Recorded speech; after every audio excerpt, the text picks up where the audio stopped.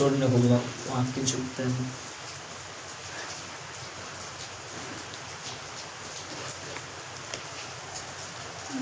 ఈ ప్రతిష్ఠిత ఉపవాస కూడికల్లో ఈ ఉదయకాల ప్రాంతంలో చూడండి, మొదటి వాక్యం చెప్తాను. కీర్తనల పుస్తకం 88వ కీర్తన. ఉదయకాల ప్రార్థన అనేది చాలా చాలా శక్తివంతమైంది. చూడండి ఒకసారి, కీర్తనల గ్రంథం 88వ అధ్యాయము 13వ వాక్యం. యెహోవా నేను నీతోనే మనవి చేయుచున్నాను. ఈ మాట అంటున్న పైన రాసే చూడండి, 88వ కీర్తన కోరాహు రచించిన కీర్తన అండి ఇది.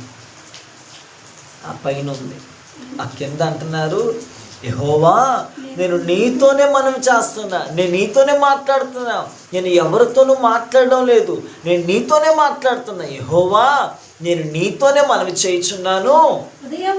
ఉదయమున నా ప్రార్థన నేను ఎదుర్కొనును. హల్లెలూయా. ఉదయకాల ప్రార్థన చేయడం అంటే చాలా కష్టం అండి. కొంతమంది చేయగలుగుతారండి, అందరూ చేయలేరండి ఉదయకాల ప్రార్థన.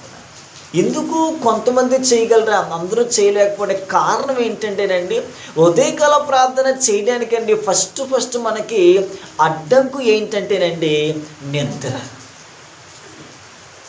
నిద్ర జయించడం అంటేనండి చాలా కష్టమండి. మధ్యాహ్నం పూట ప్రార్థనలు రమ్మనండి ఎవరన్నా వస్తారు, సాయంత్రం పూట రమ్మనండి ఎవరన్నా వస్తారు, కానీ తెల్లవారుజామున ప్రార్థనకి రమ్మంటే చాలా కష్టం అండి. నిద్రను జయించలేరండి. ముందు ఈ నిద్రను జయించలేని వాళ్ళండి ఎప్పటికీ దేవుని ఆశీర్వాదాన్ని వాళ్ళు చూడలేరండి. అందుకే ఈ భక్తుడు అంటున్నాడండి, యెహోవా నేను నీతోనే మనవి చేస్తున్నా. ఏంటో నా మనవి తెలుసా? ఉదయమున నా ప్రార్థన నేను ఎదుర్కొనును. హల్లెలూయా.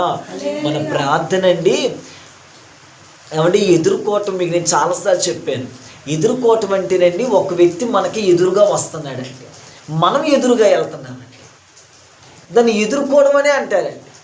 మన ప్రార్థన మనం తెల్లవారుజాము 4 గంటల కానుండి చేసిన ప్రార్థన అండి, స్తోత్రాలు, ప్రార్థనలు, యాచనలు, విజ్ఞాపనలు, కృతజ్ఞతాస్తుతులు ఏవైతే మనం ప్రార్థన చేసి ఇవన్నీ ఎదుర్కొని అండి. అంటే అవతల వ్యక్తికి ఈ వ్యక్తికి ఇద్దరి మధ్యలో ఎదుర్కోవడం అంటారండి. ఆ వ్యక్తి వస్తున్నాడు, ఇటేమో మనం కూడా వెళ్తున్నామండి. దేవుడు పరలోకొచ్చి దిగుతున్నాడు, మనం కూడా ఉదయాన్నే మన ప్రార్థన వెళ్తుందండి. దీన్ని ఎదుర్కోవడం అంటారండి.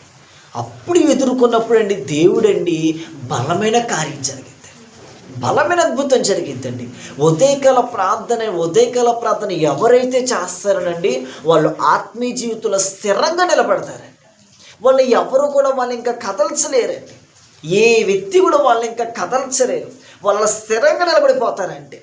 ఈ ప్రతిష్ఠిత ఉపాసకుడిగా మొదటి రోజు అండి మన ప్రార్థన దేవుని ఎదుర్కోబోతుందండి.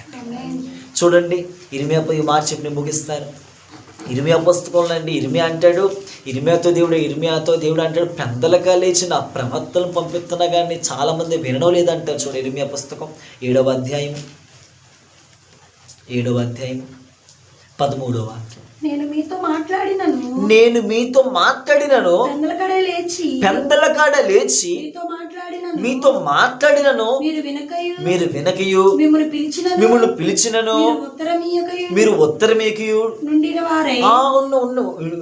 వారే ఈ క్రియలన్నీ చేస్తున్నారు అంటున్నాడు. పెందలకాడ లేచి మీతో మాట్లాడదాం అనుకున్నా మాట్లాడలేకపోతున్నాను. దేవుడండి ఒక వ్యక్తితో ఎప్పుడు మాట్లాడితే ఉదయకాలం అండి. తెల్లవారుజామున దేవుడు అందరితో మాట్లాడతాడండి. ఉదయాన్నే ఆయన స్వరం వినటానికి, ఉదయాన్నే ఆయన ముఖ దర్శనం చేయటానికి, ఉదయాన్నే ఆయన్ని చూడటానికి, ఉదయాన్నే ఎవ్వరు మొహం చూడక మునిపే, ఎవరితో మాట్లాడక మునిపే, ఏ పని చేయక మునిపే మొదటి స్థానం ఉదయకాలం ప్రథమ స్థానం అండి. ఎవరైతే ఇస్తారోనండి దేవుని బిడ్డలారా వాళ్ళని ఖచ్చితంగా దేవుడు దీవిస్తాడండి. నిజమండి, ఖచ్చితంగా ఆశీర్వాదం పొందుకుంటామండి. మనం ఉదయకాల ప్రార్థన ఎంత శక్తివంతం ఒక్క మాటలో చెప్పాలంటేనండి, మన బిల్డింగ్స్ ఫౌండేషన్ వేస్తారు, పునాది వేస్తారండి. పునాది ఉంటే ఆ బిల్డింగ్ నిలబడింది, లేకపోతేనండి నిలబడుతూ పడిపోద్ది.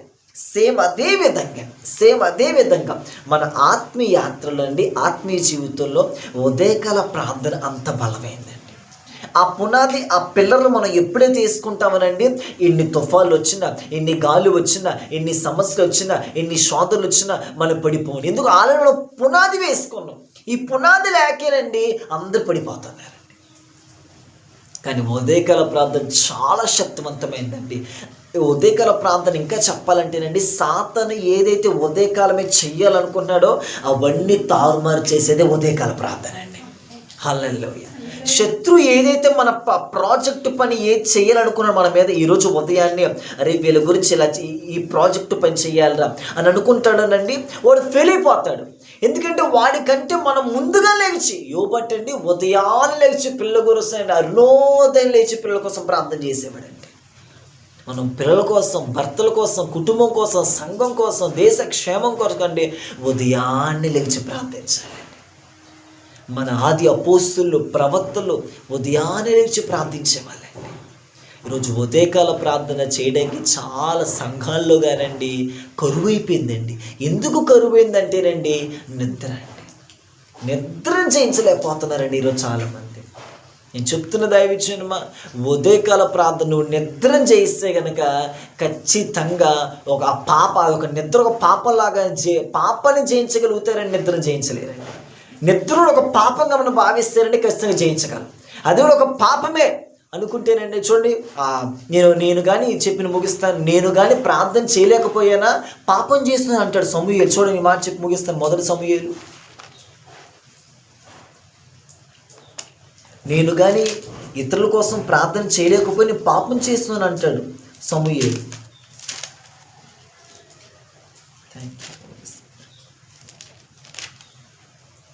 చూడండి, మొదటి సమూయేలు 12వ అధ్యాయము, నా మట్టుకు నేను ప్రార్థన చేయలేకపోయాను అంటాడు. చూడండి, నేను కానీ ఉదయకాల ప్రార్థన చేయకపోతే పాపం చేస్తున్నాను అంటాడు. 12వ అధ్యాయం 23వ వచనం. 12:23 మొదటి సమూయేలు 12:23 వచనం. చదువు. నా మట్టుకు నేను మీ నిమిత్తము ప్రార్థన చేయుట మానుట వలన యెహోవాకు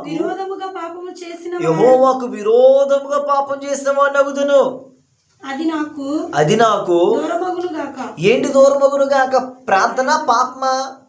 పాపం దూరమైపోవును గాక. కానీ శ్రేష్టమైన చక్కని మార్గం మీకు బోధిస్తాను. దేవుడికి స్తోత్రం. హల్లెలూయా. చూడండి ఎంత చక్కని మాట చెప్పాడండి ఈ యొక్క సమూయేలండి. నేను కానీ మీ నిమిత్తం కానీ ప్రార్థన చేయటం మానేసి ఒక పాపం ఎంచుకున్నాడండి. ఈరోజు ఎవరిని అలా ఎంచుకుంటారండి? అసలు అలా ఎవరు ఎంచుకోరు అసలు ఈ రోజుల్లోనండి. ఎవరు ఎంచుకోరు. నేను కానీ ఈరోజు కానీ అలాగని మనం పాటిస్తేనమ్మో, ఈరోజు నేను ప్రార్థన చేయలేదా, మా కుటుంబం కోసం ప్రార్థన చేయలేదా, మా దైవజనుడి కోసం ప్రార్థన చేయలేదా, ఉదయకాలం లేచి ప్రార్థన చేయలేదా, అమ్మో నేను పాపం చేసేవాడిని అవుతా, అట్టిది నాకు దూరమగును గాక, కానీ శ్రేష్టమైన చక్కని మార్గం నేను బోధించును అంటున్నాడండి. దేవుని బిడ్డలారా, ఈ రోజే కాదు ప్రతిరోజు ఉదయకాల ప్రార్థన మనల్ని మనం కట్టుకున్నప్పుడేనండి ఇతరులు కట్టగలుగుతామండి. మనల్ని కట్టుకుంటేనండి ప్రతి ఒక్కరిని కట్టగలమండి. మనల్ని కట్టుకోలేకపోతే ఎవరిని మనం కట్టలేమండి.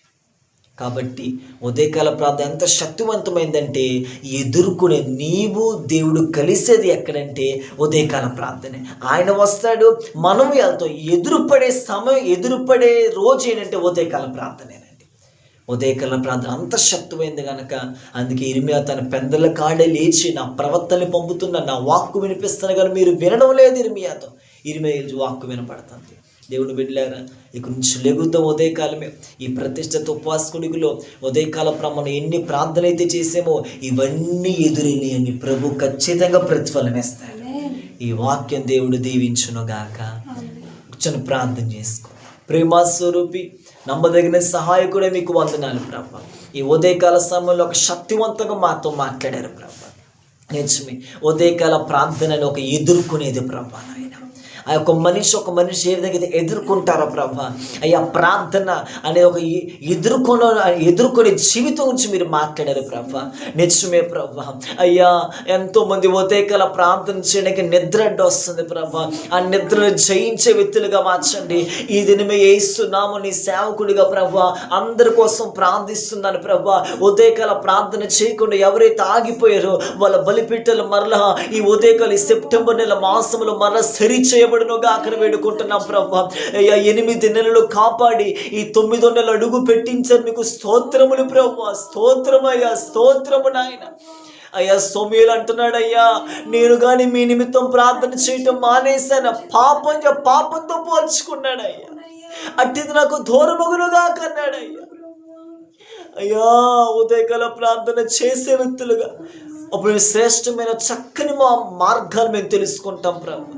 ఈరోజు సాయంత్రం జరుగుతున్న ఆరాధన కూడా జయకరంగా జరిగించింది. ఈ దినము ప్రభు శక్తివంతంగా ప్రార్థనలన్నీ చేయటకు సహాయం చేసి ముందుకు నడిపించమని వచ్చిన ప్రతి ఒక్కరి శుభం పలుకుతున్న ప్రభ ఆటంకాలని తొలగించి ప్రభా మహిమ ఘనత ప్రభావం మీరు పొందుకోమని నజరేయుడైన యేసు శక్తి కలిగిన నామములో ప్రార్థిస్తున్నాము తండ్రి.